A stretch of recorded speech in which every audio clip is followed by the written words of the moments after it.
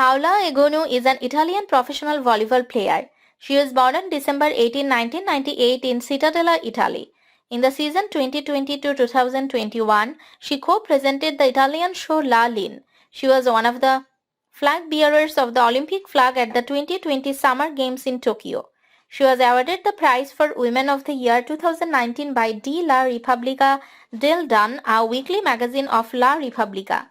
She plays for Italian volleyball club Vero Volley Milano and is part of the Italy women's national volleyball team. At club level, she played for Club Italia in 2015. She was selected to play in the Italian League All-Star game in 2017. In 2017, she moved to AGL Novara. She participated at the 2018 Montreux Volley Masters, 2018 FIVB Volleyball World Championship, and 2018 FIVB Volleyball Women's Nations League. Egonu was born in Cittadella in Veneto to Nigerian parents. Her father Ambrose is Igbo from Imo State and her mother Eunice from Benin City. She has two siblings, Angela and Andrea.